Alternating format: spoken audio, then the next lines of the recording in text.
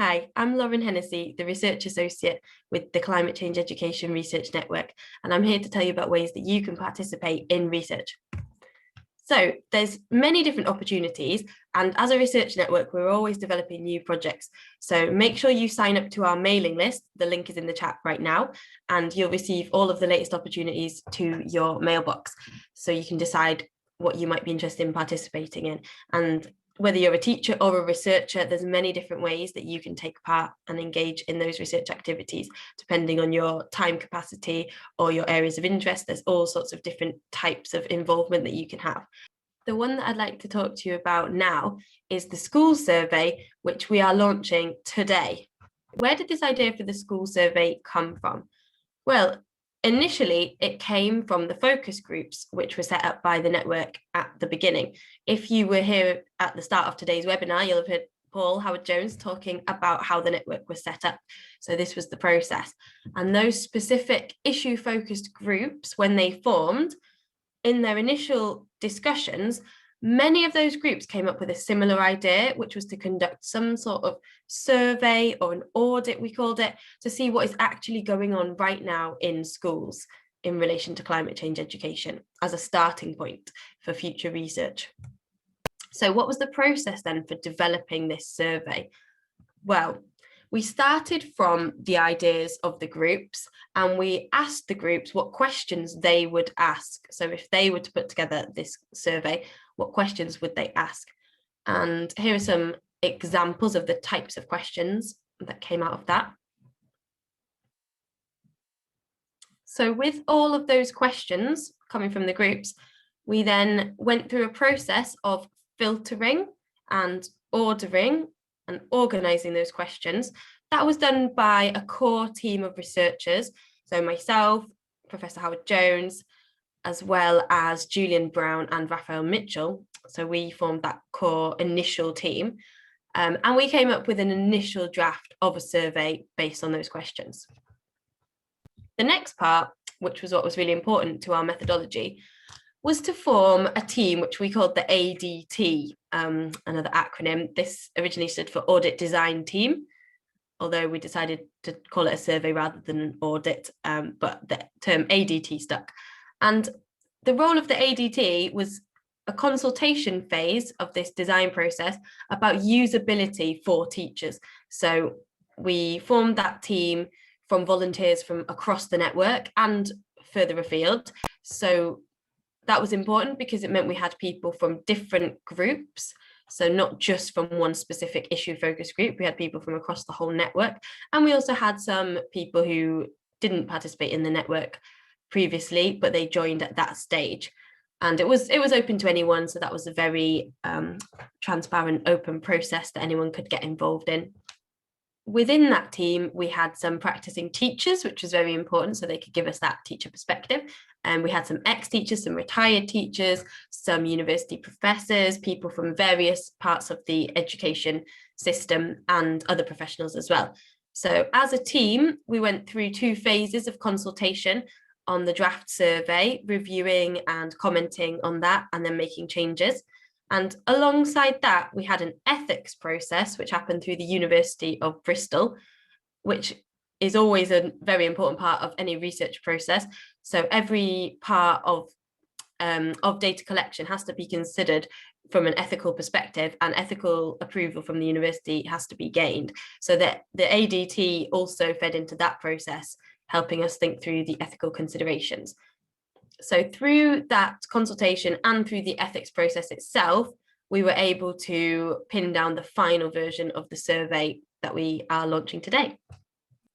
So what I'm going to tell you about now is how you can participate in this school survey, because what we really need are dedicated teachers on the ground to engage with this and act as researchers within their own school environment, collecting data about what is happening or is not happening within their schools. So I'll talk you through this step by step so you'll know what to expect if you choose to participate.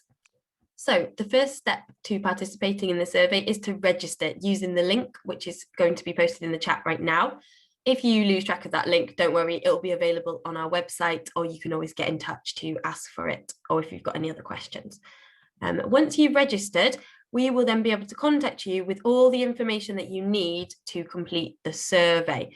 Now, I'll go through these steps in a little bit more detail in just a moment.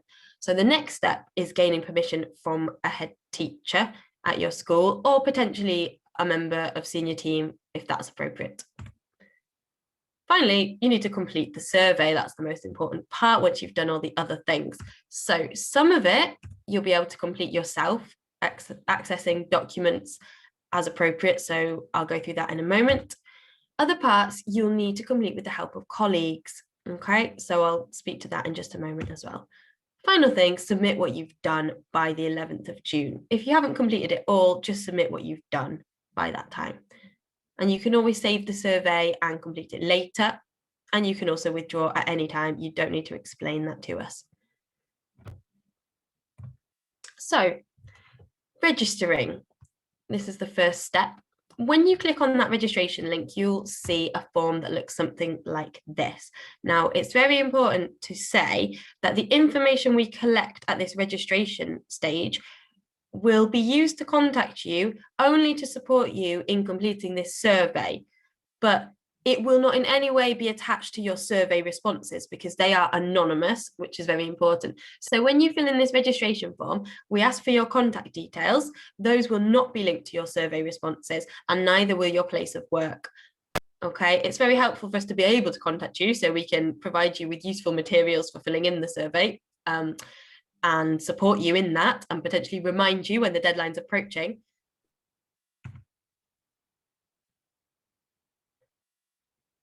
So once you've completed your registration, you will be sent the information sheet and some other documents. So what will you receive? You should get the information sheet about the research covering the main points. You will have heard most of them here, but that's just a summary of them. You'll also get a PDF version of the survey so that you can preview the questions. Now, that's not the survey, so don't fill it in on the PDF because the survey is an online survey. Okay, so you'll be sent the link to the online survey. Do not fill in the PDF version, please. You'll also be sent an email template to send to your head teacher when asking for permission. I'll speak about that in just a moment. And you'll get access to this video in case you want to watch it again to remind you of what was said. So gaining permission from the head teacher. Now, why is this important? Well, we want to protect your role, your professional integrity. So we don't want to risk you going about data collection in the school without having had a conversation with your head teacher, because that might be seen as inappropriate and we don't want to put you in that position. And similarly, that protects our professional integrity as researchers, because we've been through an ethics process and we've said that we will inform head teachers about the research happening in their schools. So that's what we're sticking to. So we're asking for your cooperation in that. Make sure you have those conversations. Now, as I said before, it could be a head teacher or it could be another member of senior leadership, depending on how your school is structured and what you deem appropriate. So we'll leave you to use your professional judgment there, but make sure you get permission from someone in a senior role. And finally, we're looking to build relationships. So this survey is one step in what we hope will be future links with the schools involved, because as a research network, we're always developing new approaches. So we'd like it if head teachers or those in senior roles were not only aware of this survey taking place, but actively supporting it and looking to develop future links with the network going forwards. So how do you actually complete the survey? Well, as I've said, it's an online survey, so you'll get a link to it. And when you access it, what you'll see is that it's in 5 pages. The first page is about the survey. It's kind of going through some of the key information and making sure that you've had that conversation with your head of school or someone in a similar role. The second page is some general information about the school, which you'll probably be able to fill in yourself quite easily. This type of question, the location of the school, a bit more details about what type of school it is. The third page is about policy. So you might know some of these things, or you might have to look at some policy documents that are available on the school website or on your shared drive, wherever you keep those sorts of things. This type of question here as an example. The fourth page is on curriculum. So At this stage, you'll probably need to have some conversations with other members of staff with responsibility for curriculum planning or subject leads. So this is the type of question that you might be asked. There are some quite detailed questions about what appears on the curriculum. Now, as I said before, we want you to submit whatever you can by the 11th of June. Obviously, it will completely depend on your time capacity, what's feasible for you, who you have access to in having those conversations. We're aware of the pressures on teachers' time. And of course, we want you to be respectful of your colleagues' time. So whichever members of staff you're able to speak to who can help you on that, fantastic. Really important is that you make them aware before having these conversations of what the survey is about, who it's for. So please send them the information sheet and make sure that any colleagues that you speak to are aware that you've gained permission from the head teacher to make sure they feel comfortable having these conversations. And of course, book in their time, okay? Make sure that you are sensitive about their time and book it in advance so that they're aware of what they're being asked to do. The final section of the survey is about priorities of school leaders. So ideally here, you would have a conversation with someone on the senior team. It might be that when you ask for head teacher's permission to complete this survey, that you just ask them there and then if you can have a conversation with them. It might be that you pick someone else rather than the head teacher. That's absolutely fine. And the questions look something like this. So you're being asked questions from the perspective of SLT. So that's based on the conversation that you've had with them. So it would be really important at that stage that you look at the questions first before having that conversation with a senior member of staff. Finally, submit what you can by the 11th of June. We will remind you of that with some emails closer to the time. If you haven't finished, just submit what you've got, and that will still be helpful to us. So what will happen to this data that we collect? Well, as we mentioned, the idea for the survey came initially from the groups set up by the network. So some of those groups will use this data, they'll analyse it themselves, and that will inform their own research going forwards. But we want to also make sure this data can be used more widely than that. So we'll make it available on our website as an open data set. And there are loads of ways in which that data could be used. So it will certainly inform planning of next actions for the network, but it could also be drawn on for press releases, for reports, for academic publication as journal articles, depending on the data that we get back and how useful it is. It could be used for many different purposes.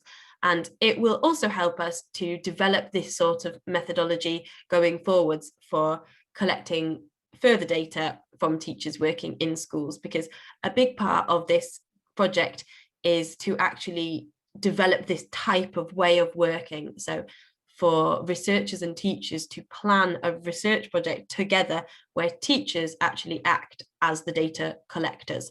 It's quite an innovative approach which we're developing, and we'd love you to be involved. So if you're interested in participating, register now. The link is being posted in the chat again right now. Once you register, there is no obligation to complete the survey. So you might as well register and then see whether you can find time to complete the survey further down the line. That would be amazing. This presentation will be available on our website if you want to look at it again. And once you've registered, you'll receive it there as well. You can get in touch at our email address with any questions or ideas. And make sure you are signed up to our mailing list. Once again, that's being posted in the chat now. So thanks very much for listening, and thanks for being here at the conference. And we really hope that you'll get involved in the school survey.